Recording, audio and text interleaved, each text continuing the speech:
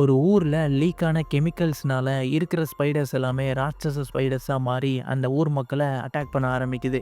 இதுக்கப்புறம் அதை நம்ம ஹீரோ தடுத்தாரா இல்லையா? இதுக்கு நடுவில் நடக்கிற பரபரப்பான கதையை சொல்லக்கூடிய படம் தான் 2002ல ரிலீஸ் ஆன எயிட் லெக்டு ஃப்ரீக்ஸ். இந்த படத்தோட முழு கதையை இந்த வீடியோவில் பார்க்க போகிறோம்.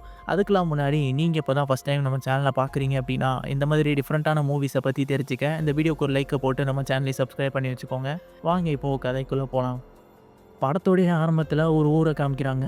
இந்த ஊர் ரொம்பவும் அமைதியாகவும் எந்த ஒரு சண்டையும் இல்லாத ஒரு ஊர் மாதிரி தான் இருக்குது. அங்கே ஒரு வண்டியில் கெமிக்கல்ஸ்லாம் ஏற்றிக்கிட்டு ஒரு ஆள் போயிட்டுருக்கான். அன்னைக்கு நைட்டு வேற. ஸோ நடு ரோட்டில் ஒரு முயலை பார்த்துடுறான். அந்த முயலை ஏற்றக்கூடாதுன்னு சொல்லிட்டு இந்த பக்கமாக டேர்ன் பண்ணி கொண்டு போகிறான் பாருங்க. அப்போது அந்த வண்டியில் இருக்கிற ஒரு கெமிக்கல் பேரல் மட்டும் அந்த வண்டியில இருந்து பக்கத்தில் இருக்க லேக்கில் விழுந்துருது. ஸோ அப்படியே கட் பண்ணால் இப்போது காலையில் காட்டுறாங்க. அதே லேக்கில் ஜோஸ்ன்ற ஒரு நபர் அங்கே இருக்கிற ஒரு பூச்சியை பிடிச்சிட்டு போறாரு. எதுக்குன்னு பார்த்தீங்கன்னா அவர் வளர்க்குற ஸ்பைடர்ஸுக்கு சாப்பாடு கொடுக்கறதுக்காக தான். ஆனால் அந்த லேக்கில் கெமிக்கல் கலந்துருக்கிற விஷயம் இவருக்கு தெரியாதுங்க. இப்படியே ஒரு வாரம் போயிடுது. இப்போது நம்ம படத்தோட ஹீரோவை காமிக்கிறாங்க. இந்த குட்டி பையன் தான் நம்ம படத்தோட ஹீரோ. இவனோட பேர் மைக்கு. இவனுக்கும் ஸ்பைடர்ஸ் மேலே ரொம்பவே இன்ட்ரெஸ்ட்டு. அதனாலேயே அந்த ஜோஸ் வளர்க்குற ஸ்பைடர்ஸை பார்க்குறதுக்கு எப்போவுமே போயிடுவான். அப்படி தான் இந்த மாதிரி நேரத்துலையும் போகிறான். போய் பார்க்கும்போது அந்த ஸ்பைடர்ஸ் எல்லாமே வித்தியாசமாக இருக்கிறத அவன் நோட் பண்ணுறான். என்ன இது இன்னைக்கு வித்தியாசமாக இருக்கேன் அப்படின்ற மாதிரி ஜோஸை பார்த்து கேட்க, அதுக்கு ஜோஸு நான் வித்தியாசமான ஒரு பூச்சியை அதுக்கு சாப்பாடாக கொடுத்தேன். அதனால தான் இப்போது அது கொஞ்சம் பெருசாக வளர்ந்துருக்கு. இதை வச்சு நான் நல்லா காசு சம்பாதிக்க போகிறேன் அப்படின்ற மாதிரி சொல்லிட்டுருக்காரு. இவங்க பேசிகிட்டே இருக்கும்போது ஒரு விஷ சிலந்தி மட்டும் அதோட கூண்டிலேருந்து வெளியே வருது. இது அவங்க கவனிக்காமல் அப்படியே பார்த்துட்டு இருக்காங்க. அப்போ தான் ஜோஸ் வந்து இன்னொரு புது வகையான ஸ்பைடரை காமிக்கிறாரு. இந்த வகை பேர் தான் கான்சஸ். இதில் ஆண் சிலந்தியோட பெண் சிலந்தி ரொம்பவே பெருசாக இருக்கும். அது அதோடைய இரையை ஒரு ஆசிடை அந்த இறை மேலே அடிச்சது அப்படின்னா அதோடைய உடல் உறுப்புகள் வந்து உருக ஆரம்பிக்கும். உருகி அதை ஜூஸ் மாதிரி அது உயிரோடு இருக்கும்போது குடிச்சிரும். அந்த மாதிரி அவர் வந்து சொல்லிகிட்டு இருக்காரு.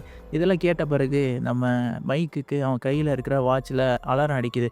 அப்போ தான் அவன் புரிஞ்சுக்கிறான் அவனுக்கு டைம் ஆயிடுச்சுன்னு சொல்லிட்டு. சரி நான் அடுத்த வீக்கெண்டுக்கு வரேன் அப்படின்ட்டு அங்கேருந்து அவன் சைக்கிள் எடுத்துகிட்டு கிளம்பிடுறான். இந்த நேரம் நம்ம ஜோஸ் வந்து அங்கே ஒரு சிலந்தி மிஸ் ஆகிறத நோட் பண்ணுறாரு. அந்த விஷ சிலந்தி வெளியே வந்துச்சு இல்லையா, அதை தான் அவர் பார்த்துட்டு எங்கே இருக்குன்னு தேடிட்டு இருக்கும்போது அவர் முதுகில் தான் அந்த சிலந்தி இருக்குது. அப்போ டக்குன்னு அது கடிக்குது பாருங்க. அந்த கடிச்சதில் அவரால் அந்த வலியை தாங்கவே முடியல. அதில் அவர் அங்கிட்டு இங்கிட்டு இப்படி தள்ளாட அதில் பக்கத்தில் இருந்த எல்லாத்தையுமே தட்டி விட்டுடுறாரு. அங்கே இருந்த எல்லா சிலந்திகளுமே அவர் வந்து இப்போது அட்டாக் பண்ண ஆரம்பிக்குது. எப்படியே கட் பண்ணால் அடுத்து ஒரு வாரம் கழித்து நம்ம மைக்கு ஜோஸை பார்க்குறதுக்காக வீக்கெண்ட் ஆயிடுச்சுன்னு சொல்லிட்டு சைக்கிள் எடுத்துகிட்டு வந்துட்டுருக்கான். வரும்போது தான் அங்கே சுற்றியுமே போலீஸ் இருக்கிறத நோட் பண்ணுறான். அந்த போலீஸு இந்த லேக்கில் ஏதோ ஒரு கெமிக்கல் கலந்துருக்கு, அதனால இங்கே வராதீங்க அப்படின்ற மாதிரி சொல்கிறாங்க. அப்போ தான் தெரியுது அங்கே இருக்கிற ஒரு ஷெரீஃபு, அவங்க பேர் சமந்தா. ஸோ அவங்க தான் நம்ம ஹீரோவோட அம்மா. ஸோ அவங்க இங்கே ஒரு கெமிக்கல் இருக்குது, நீங்களாம் வராத வீட்டுக்கு போ அப்படின்ற மாதிரி அனுப்பி வச்சிடுறாங்க. இவனும் வீட்டுக்கு வந்துட்டு ஜோஸ்க்கு கால் பண்ண ட்ரை பண்ணுறான். ஆனால் காலை எடுக்கவே இல்லை. இப்போ தான் ஜோஸோட வீட்டை காமிக்கிறாங்க. அங்கே அவரோட உடம்பு சுற்றி சிலந்தி வலையாக இருக்குது. அப்படியே அவரை சுற்றியுமே பூனை சைஸுக்கு அந்த சிலந்தி வளர்ந்துருக்கதை காட்டுறாங்க. இப்போது அந்த ஊரில் இருக்கிற ஒரு மாலில் மேயர் அங்கே இருக்கிற மக்கள்கிட்ட பேசிகிட்டு இருக்காரு. இந்த மாதிரி நம்ம ஊரில் இருக்க சுரங்கம்லாம் இப்போது வேஸ்ட்டாக போயிடுச்சு. அதுலேருந்து எந்த ஒரு தங்கமும் கிடைக்கிறதில்ல. அதனால அந்த சுரங்க நிலத்தை எல்லாமே என்கிட்ட கொடுத்தீங்க அப்படின்னா அதை நம்ம ஷாப்பிங் காம்ப்ளெக்ஸாக மாற்றி இந்த ஊரை இன்னும் டெவலப் பண்ணலாம் அப்படின்ற மாதிரி பேசிகிட்டு இருக்காரு. அப்போ தான் அந்த இடத்துல இருக்கிற ஒரு கிறிஸ்துன்ற நபர் அதெல்லாம் உங்களுக்கு கொடுக்க முடியாது அப்படின்ற மாதிரி மூஞ்சில் அடித்த மாதிரி சொல்லிடுறான். அதை கேட்டோடனே அங்கே இருக்கிற மேயரு அவனை அசிங்கப்படுத்துகிறாரு. அந்த கோவம் தாங்க முடியாமல் இவன் வெளியே வந்தவன் அந்த மேயரை கன்னத்திலே ஒரு குத்து குத்துறான் பாருங்க. 2 பேருக்கு இடையில சண்டையாயிடுது. இப்போது ஷெரீஃபான சமந்தா தான் வந்து நம்ம கிறிஸை சமாதானப்படுத்துகிறாங்க. இங்கே பாரு, பொறுமையாரு, நீ அவர் சொல்கிறதெல்லாம் எதுவும் எடுத்துக்காத அப்படின்ற மாதிரி சொல்லி சமாதானப்படுத்திடுறாங்க. அடுத்த நாள் நம்ம கிறிஸு சமந்தாவோட வீட்டுக்கு வந்துட்டு அவகிட்ட பொக்கேவை கொடுத்து இன்றைக்கி நைட்டு டின்னருக்கு போகலாமா அப்படின்ற மாதிரி கேட்குறான்.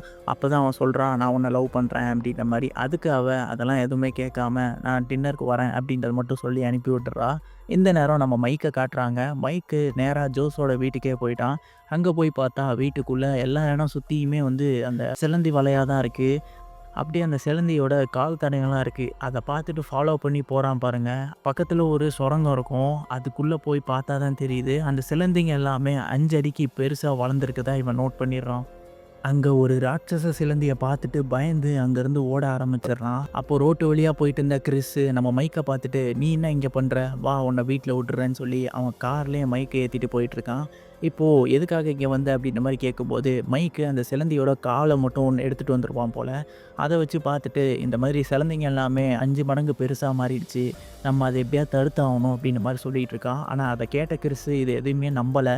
இப்போ வீட்லேயும் விட்டுடுறான். என்னடா இவர் நம்ப மாட்டேங்கிறாரு, இப்போ அம்மா கிட்ட போய் சொல்லலான்னு சொல்லி அம்மா கிட்ட சொல்கிறான் பாருங்க. அவங்களுமே நம்ப மாட்றாங்க. நீ நிறைய டிவி பார்த்து கெட்டு போயிட்ட, அதுதான் பிரச்சனை அப்படின்ற மாதிரி சொல்லிடுறாங்க. ஆனா, அதுக்குள்ளேயே அந்த சிலந்திங்கள்லாம் வேட்டையாட ஆரம்பிச்சிருதுங்க. இதுக்கப்புறம் சுரங்கத்தில ஒரு ஆளு பைப்புல என்னடா தண்ணி வரலேன்னு சொல்லி ஊதி பார்க்குறாரு பாருங்க. அவர் வாய்க்குள்ள இருந்து நெறைய விஷ சிலந்திங்கலாம் வெளிய வர ஆரம்பிக்குது. அப்படியே பின்னாடியே அந்த கான்சஸ்ன்னு சொல்லப்படுற மிகப்பெரிய ராட்சச சிலந்தி இவர புடிச்சு அந்த இடத்துல கொன்னுருது. இப்போ மேயரோட வீட்ல பின்னாடி அவர் வளர்க்குற ஆஸ்ட்ரிச்ச அந்த சிலந்திங்க எல்லாமே வேட்டையாடுறத அவர் பார்த்துட்டு வராரு. ஆனா தடுக்க முடியல. இந்த மாதிரி நெறைய இடத்துல அதுங்க வந்து வேட்டைய ஆரம்பிச்சிடுதுங்க. இது எல்லாமே கவனிச்ச அங்க இருக்கிற மக்கள், ஏதோ ஒண்ணு நம்மள வேட்டையாடிட்டு இருக்கு. அது என்னன்னு தான் தெரியல. நம்ம ஜாக்கிரதையா இருக்கணும் அப்படின்ற மாரி பேசிட்டு இருக்காங்க. இப்போ இன்ன வரைக்கும் நைட்டு மட்டுமே அட்டாக் பண்ணிட்டு இருந்த அந்த ஸ்பைடர்ஸு பகல்லையுமே அட்டாக் பண்ண ஆரம்பிக்குதுங்க. அதாவது நம்ம மேயர் பையனும் அவனோட ஃப்ரெண்ட்ஸும் பேசிகிட்டு இருக்கும்போது டேரெக்டாகவே அந்த இடத்துக்கு வந்த அந்த ஸ்பைடர்ஸு அவங்கள அட்டாக் பண்ண ஆரம்பிக்குதுங்க. அப்போது இவங்க எல்லாமே வண்டி எடுத்துகிட்டு தப்பிக்க ட்ரை பண்ணுறாங்க. எல்லாரையுமே அந்த ஸ்பைடர்ஸ் பிடிச்சிடுது. ஒரு பையன் மட்டும் தப்பிச்சு ரோட்டு வழியாக ஒரு ஆயில் ட்ரக்கை கிராஸ் பண்ணி போயிடுறான். அந்த ஆயில் ட்ரக்கையுமே அந்த ஸ்பைடர்ஸ் விடாமல் அட்டாக் பண்ண அது கீழே விழுந்து அந்த ட்ரக்கே வெடித்து செதறுது. அந்த வெடித்ததில் அந்த ஸ்பைடர்ஸ் எல்லாமே செத்து போயிடுது. அப்படியே கட் பண்ணா, இப்போ நைட் நேரத்தில நம்ம கிறிஸோட வீட்ட காமிக்கிறாங்க. அங்க கிறிஸோட அம்மா அவங்க வளர்த்த நாயே காணாம போச்சு அப்படின்னு சொல்லி தேடிட்டு இருக்காங்க. அப்போ ஒரு இடத்துல ரொம்பவே ரத்தமா இருக்குது. அந்த ரத்தம் போற அப்படியே வழிய தேடி இவங்களும் போயிட்டுருக்காங்க. அங்க பேஸ்மெண்ட்ல ஒரு பொந்து மாரி உருவாகியிருக்குங்க. அந்த பொந்துக்குள்ளேயும் இவங்க போய் பார்க்குறாங்க. அது பக்கத்துல இருக்கிற ஒரு சுரங்கத்தோட கனெக்ட் ஆகுது. அந்த சுரங்கத்துக்கும் போய் பார்த்தா, அங்க அந்த பெரிய சிலந்தி வந்து நிக்குதுங்க. டக்குன்னு அவங்க அம்மாவ சிலந்தி வலையால உயிரோட அப்படியே புடிச்சு தொங்க விட்டுருது. இப்போதான் கரெக்டான நேரத்துக்கு நம்ம கிறிஸும் வீட்டுக்குள்ள வரான். வந்தோனே அவங்க அம்மா கத்துற சத்தத்த கேட்டு எங்க இருக்காங்க அப்படின்னு சொல்லி பார்க்க வரான் பாருங்க. ஆனா அதுக்குள்ள அந்த ஸ்பைடர்ஸ் எல்லாமே அவங்க அம்மாவ தூக்கிட்டு போயிடுது. இவனும் அந்த சுரங்கத்த கண்டுபிடிச்சு உள்ள வந்துடுறான். வந்து பார்த்தவன் அந்த சிலந்தியோட கால் மட்டும் கீழ விழுந்து கிடக்கு. அத எடுத்து பார்க்கும்போது தான் தெரியுது, இதுக்கு முன்னாடியே நம்மகிட்ட மைக் இது விஷயத்த தான் சொல்லியிருக்கான். நம்ம தான் அப்பயே புரிஞ்சுக்கல அப்படின்றத அவன் உணர்றான். அப்போ உடனே அந்த சிலந்தியோட காலை எடுத்துக்கிட்டு, இப்போ மைக்கோட வீட்டுக்கும் வந்துடுறான். வந்துட்டு மைக் கிட்ட நடந்த விஷயத்த எல்லாமே சொல்லி, ஏன்னா மைக்குக்கு ஸ்பைடர்ஸ் பத்திலாம் தெரியும்ல. ஸோ இத பத்தி என்ன தெரியும் அப்படின்றத கேட்குறான். அப்போதான் மைக்கு சொல்ல வரான். இந்த சிலந்திங்களுக்கு கெமிக்கல்ஸ் அஃபெக்ட் ஆயிருக்கு. அதுக்குள்ள எவ்வளோ நேரம் அந்த கெமிக்கல்ஸ் இருக்குதோ, அவ்வளோ நேரம் இந்த மாரி ஸ்பைடர்ஸ் நடந்துக்க ஆரம்பிக்கும். அது மட்டும் இல்லாம உங்க அம்மாவ கூட்டு போட அந்த ஸ்பைடர் வந்து அதோடைய இரைய சாப்பிடாது. அதுக்கு பதிலா அந்த இனத்தோட ராணிக்கு அந்த இரைய குடுக்குறதுக்காக அத சேமிச்சு வச்சிருக்கும். ஸோ அதனால உங்க அம்மாவ அது சாகடிச்சிருக்காது அப்படின்ற மாரி சொல்றான். இதெல்லாம் கேட்டுட்டு இருந்த நம்ம மைக்கோட அம்மா சமந்தாக்கு ஒரே ஷாக்கு. இப்போ கீழ மைக்கோட அக்கா கத்துற சத்தம் கேட்குது. என்னன்னு கீழ இறங்கி பார்த்தா, அங்க ஒரு சிலந்தி அவங்கள அட்டாக் பண்ணிட்டு இருக்கு. இத பார்த்தோனே கிறிஸ் அத தடுக்க ட்ரை பண்றான். ஆனா கிறிஸோட கையுமே அது லாக் பண்ணிடுது. அப்போ என்ன பண்றதுன்னு யோசிச்சுட்டு இருக்கும்போது, அவங்க அம்மா அவங்க வீட்ல இருக்கிற ஷாட் கன் எடுத்து அந்த ஸ்பைடர ஒரே போடா ஷூட் பண்ணி கொன்னுடுறாங்க. இப்போ போலீஸ்க்கு இந்த விஷயத்த பத்தி இன்ஃபார்ம் பண்ணி ஆகணும்னு சொல்லி கால் பண்றாங்க பாருங்க. எந்த ஒரு சிக்னலுமே கிடைக்கவே இல்லங்க இவங்களுக்கு. சரின்ட்டு பக்கத்துல இருக்கிற ஒரு ரேடியோ ஸ்டேஷனுக்கு போறாங்க. அந்த ரேடியோ ஸ்டேஷன்ல ஒரு ஆள் உட்கார்ந்திருக்கான். அவன்கிட்ட ஊர் மக்கள் கிட்ட இத இன்ஃபார்ம் பண்ணணும் அப்படின்னு சொல்லி நம்ம சமந்தா தான் அந்த மைக்கு மூலியமா இன்ஃபார்ம் பண்றாங்க. அதாவது நம்ம ஊருக்குள்ள ஒரு சிலந்தி சுத்திட்டு இருக்கு. அந்த சிலந்தி ராட்சச சைஸ்ல இருக்கும். அது உங்கள அட்டாக் பண்ணுச்சு அப்படின்னா நீங்க செத்தே போயிடுவீங்க. ஸோ எல்லாருமே சேஃபா இந்த பக்கத்துல இருக்கிற மாலுக்கு வந்து கேதர் ஆயிருங்க. அங்க நம்ம எல்லாரும் சந்திக்கலாம் அப்படின்ற மாரி சொல்றாங்க. ஆனா இத கேட்ட அந்த ஊர் மக்கள் யாருமே இத நம்பவே இல்ல. ஏன்னா அந்த ரேடியோ ஸ்டேஷன் வச்சிருக்கவன் எப்பயுமே குடிச்சிட்டு எதையாவது உளறிட்டு தான் இருப்பான். ஸோ அந்த மாதிரி இவங்க அசால்ட்டா அத விட்டுர்றாங்க. இப்போ அந்த ரேடியோ ஸ்டேஷன் கிட்டயும் அந்த வெச சிலந்தியும் வந்துருச்சு. இத பார்த்து காருக்குள்ள உட்கார்ந்திருக்கிற மைக்கு, இவங்க ரேடியோல கத்துனத கேட்டு தான் இந்த சிலந்தி வந்திருக்கு. ஸோ அதனால அவங்களுக்கு எச்சரிக்கை பண்ணணும்னு சொல்லி, உள்ள இருக்கிற அவங்க அம்மா அதான் சமந்தாவுக்கும், அந்த ரேடியோ ஸ்டேஷன் ஓனருக்கும் இன்ஃபார்ம் பண்றாங்க. நீங்க பேசுறத கேட்டு சிலந்தி வந்திருக்கு, தப்பிச்சிருங்க அப்படின்ற மாரி சொல்றாங்க. ஆனா அதுக்குள்ளேயே அந்த ரேடியோ ஸ்டேஷன அது அட்டாக் பண்ண ஆரம்பிச்சிடுது. உள்ள இருக்கிற அந்த சமந்தா அவங்களுமே வந்து பயப்பட ஆரம்பிச்சுட்டாங்க. அவ்வளோதான் அப்படின்ற மாரி. அப்போ சரியான நேரத்துக்கு அந்த ஊருடைய போலீஸ் இங்க வந்து அந்த சிலந்திய அட்டாக் பண்ண ஆரம்பிக்க, இதுதான் நேரம்னு சொல்லி அங்க உள்ள இருக்கிறவங்களும் இந்த கார்ல ஏறிட்டு இப்போ அந்த மாலை நோக்கி ஊருக்குள்ள போறாங்க பாருங்க. ஊருக்குள்ள ஆல்ரெடி எல்லா சிலந்திகளும் ஒவ்வொரு மக்களையுமே அட்டாக் பண்ண ஆரம்பிச்சிருது. என்னதான் மக்கள் தப்பிக்க ட்ரை பண்ணாலும், அவங்கள உள்ள இழுத்துட்டு அண்டர் கிரவுண்டுக்குள்ள போயிடுது அந்த சிலந்தி. இந்த மாதிரி சிலந்திங்க கிட்ட இருந்து சில பேர் மட்டும் தப்பிச்சு அந்த மாலை நோக்கி ஓடிட்டு இருக்காங்க. இது எல்லாத்தையுமே பார்த்த அந்த மேயரு என்ன நடக்குதுன்னே புரியாம நின்னுட்டு இருக்காரு. அப்போதான் பின்னாடி வர அந்த சிலந்திய பார்த்துட்டு பயந்து அவரும் மாலுக்குள்ள ஓடுறாரு. ஆனாலுமே அந்த சிலந்திங்க அந்த மாலுக்குள்ளேயும் வர பார்க்குதுங்க. நம்ம சமந்தா மட்டும் வெளிய இருந்து அத ஷூட் பண்ணி தள்ளிக்கிட்டே இருக்கா. அப்போ அந்த மாலோடைய கேட்டையும் பூட்ட ஆரம்பிக்கிறாங்க. லாஸ்ட் மினிட்ல நம்ம சமந்தா உள்ள வந்துடுறா. உள்ள வந்தோனே அங்க இருக்கிற மக்கள் எல்லாருமே, "என்ன நடக்குது வெளியில? ஏலியன் அட்டாக் பண்ணுதா?" அப்படின்ற மாரிலாம் கேட்டுட்டு இருக்காங்க. ஆளாளுக்கு இப்படி கத்த ஆரம்பிச்சிடுறாங்க. அப்போதான் நம்ம மைக்கு சமந்தா கிட்ட, "எல்லாரையுமே அமைதியா இருக்க சொல்லுங்க. ஏன்னா, அந்த சிலந்திங்க சத்தத்த கேட்டு தான் இங்க வரும்." அப்படின்ற மாரி சொல்றான். அத பார்த்த கிறிஸும், "இப்பயாவது அவன் சொல்றத கேளுங்க." அப்படின்ற மாரி சொல்ல, மக்கள் கிட்ட நம்ம சமந்தாவும் சொல்றாங்க, "எல்லாரும் அமைதியா இருங்க. அது நம்ம சத்தத்துக்கும், நம்ம அதிர்வுக்கும் ஈர்த்து தான் நம்ம பக்கத்துல வரும். அதனால அமைதியா இருந்தா அது நம்ம கிட்டயே வராது." அப்படின்ற மாரி சொல்லிடுறாங்க. "சரி, ஓகே. நீங்க ஏன் இன்னும் ராணுவத்துக்கு இன்ஃபார்ம் பண்ணல?" அப்படின்ற மாரி மேயர் நம்ம சமந்தாவ பார்த்து கேட்க, அதுக்கு சமந்தா, "எந்த ஒரு சிக்னலுமே இங்க கிடைக்க மாட்டேங்குது மேயர்." அப்படின்ற மாரி சொல்றாங்க. "சரி, ஓகே. என்னோட ஃபோன் எடுத்துக்கோங்க. ஆனா இந்த ஃபோன் சிக்னல் வந்து மலைக்கு மேல போனா மட்டும் தான் எடுக்கும்." அப்படின்ற மாரி சொல்லிடுறாரு. இத கேட்ட அந்த ரேடியோ ஸ்டேஷனோட ஓனரு, "இல்ல, அங்க போனா மட்டும் கிடையாது. இந்த மாலோடைய டாப்புக்கு போனா கூட சிக்னல் கிடைக்கும். அது மூலியமா கூட நம்ம ராணுவத்துக்கு கான்டாக்ட் பண்ணிடலாம்." அப்படின்றத சொல்றாரு. இப்போ சரி, ஓகே, நம்ம போலான்னு சொல்லி கிறிஸும் அந்த ரேடியோ ஓனரும் மேலே போகிறதுக்கு ரெடி ஆகுறாங்க. இந்த நேரம் சமந்தா என்ன பண்ணுறா, அங்கே இருக்கிற எல்லாருமே அந்த சிலந்தி அட்டாக் பண்ணுறதுக்காக எல்லாரும் ஒவ்வொரு கடையிலேருந்து ஒரு ஆயுதத்தை எடுத்துகிட்டு வாங்க, எடுத்துகிட்டு இதே இடத்துக்கு கேதர் ஆகுங்க அப்படின்றத மாதிரி சொல்லிடுறா. எல்லாரும் ஆளாளுக்கு போய் ஒவ்வொரு வெப்பன்ஸையும் எடுத்துகிட்டு இருக்காங்க. இந்த நேரம் தான் நம்ம கிறிஸு கிட்ட மைக்கு அவன் ஒரு சென்ட்டை கொடுத்து, "இந்த சென்ட்டை நீங்கள் அடிச்சுக்கோங்க. ஏன்னா சிலந்திக்கு ஸ்மெல் பண்ணுற சக்தி அதிகமாக இருக்குது. ஸோ இந்த சென்ட் அடிச்சுக்கிட்டீங்க அப்படின்னா அது உங்களை கண்டுபிடிக்காது." அப்படின்ற மாதிரி சொல்கிறான். "தேங்க்யூடா சின்ன பையன்." அப்படின்னு சொல்லிட்டு அவங்க 2 பேருமே மேலே ரூஃப்க்கு போயிடுறாங்க.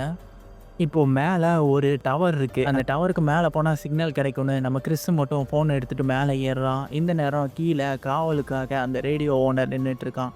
மேலே போன கிறிஸு ஃபோன் பண்ணி இந்த மாதிரி மிலிட்ரிக்கு நடந்த விஷயம் எல்லாத்தையுமே சொல்கிறான் பாருங்க. ஆனால் அவங்க நம்பாமல் ஃபோனை கட் பண்ணிடுறாங்க.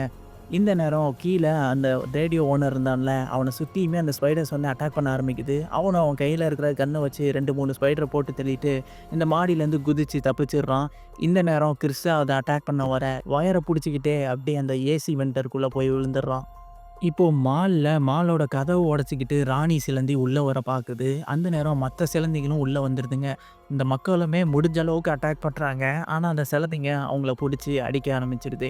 இந்த நேரம் தப்பிச்சு வந்த சில பேர்கிட்ட நம்ம சமந்தா, இங்கேருந்து நம்ம பக்கத்துல இருக்கிற சுரங்கத்துக்கு போயாகணும் அப்படின்ற மாரி சொல்லி அங்க கூட்டு போறாங்க. அங்க போய் பார்த்தா அந்த சுரங்கத்துல நெறைய மீத்தேன் கேஸ் இருக்கிறத அந்த கிறிஸ் நோட் பண்ணிடுறான். இங்க சின்னதா ஒரு தீப்பொறி பட்டா கூட இந்த சுரங்கமே வெடிச்சு சிதறிரும். அந்த அளவுக்கு அபாயம் இருக்கு. இங்கேருந்து நம்ம தப்பிச்சிரணும் அப்படின்ற மாரி நெனைக்கிறான் பாருங்க.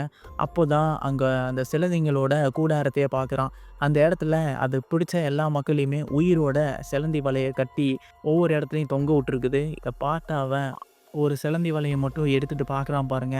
அது நம்ம மேயர் தான். இப்போ அத பார்த்த கிறிஸு, "நான் எங்க அம்மாவ தேடப் போறேன். எங்க அம்மாவும் இங்க தான் இருப்பாங்க. ஆனா நீ எல்லாரையுமே மக்களை கூட்டிட்டு வெளிய போயிடு." அப்படின்ற மாரி சமந்தாவ பார்த்து சொல்றான். சரி, ஓகே அப்படின்னு சொல்லிட்டு இப்போ 2 பேருமே அவங்களோட லவ்வ ஒத்துக்கிறாங்க. "இங்கேருந்து நம்ம வெளிய போன பிறகு மேரேஜ் பண்ணிக்கலாம்." அப்படின்ற மாரி நம்ம சமந்தாவும் சொல்றா.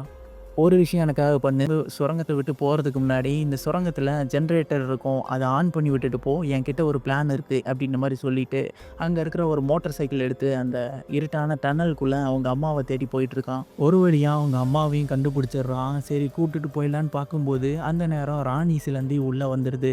இப்போ கன்ன வச்சு ஷூட் பண்ணலான்னு போறான். ஆனா ஷூட் பண்ண அந்த இடமே வெடிச்சிரும்ல. ஸோ அதனால என்ன பண்ணுறான், நம்ம மைக்கு குடுத்த அந்த சென்ட் அடிச்சு விட்றான். அதில அது திசை திரும்பி போகுது. இந்த நேரம் அந்த பைக்கில் அவங்க அம்மாவையும் கூட்டிட்டு அங்கேருந்து அப்படியே எஸ்கேப் ஆகுறான். போகிற வழியிலேயே ஒரு லேம்ப் ஹோல்டர் இருக்கும். அந்த லேம்ப் ஹோல்டரில் மேட்ச் பாக்ஸை வச்சுட்டு போயிடுறான். இப்போ ஒரு வழியா நம்ம சமத்தாவும் மக்களை கூட்டிட்டு தப்பிச்சு வெளியே வந்துடுறான். வெளியே வந்தவன் அந்த ஜென்ரேட்டரை ஆன் பண்ணுறான் பாருங்க. அப்போ அங்கே உள்ள இருக்கிற லேம்ப் எல்லாமே ஆன் ஆகி அந்த மேட்ச் பாக்ஸ் வச்சிருப்பான்ல, ஸோ அது மூலியமா இந்த இடமே வெடிச்சு சிதற ஆரம்பிக்குது. நூலிலையில நம்ம கிறிஸும் அவங்க அம்மாவும் தப்பிச்சிடுறாங்க. இப்போ வெளியே வந்த அந்த ராணி சிலந்தியும் உள்ள இருக்கிற எல்லா சிலந்தியுமே அந்த இடத்துல வெடிச்சு சிதறிடுது. இப்போ எல்லாமே அழிஞ்சு போயிடுச்சுங்க. ஸோ இந்த இடத்துல இந்த படத்த முடிக்கிறாங்க. இந்த படம் எப்படி இருந்துச்சு அப்படின்ற உங்களுடைய கருத்துக்கள கமெண்ட்ல சொல்லுங்க. நான் வேற ஒரு இன்ட்ரஸ்டிங்கான மூவில உங்கள வந்து சந்திக்கிறேன். Until then signing off.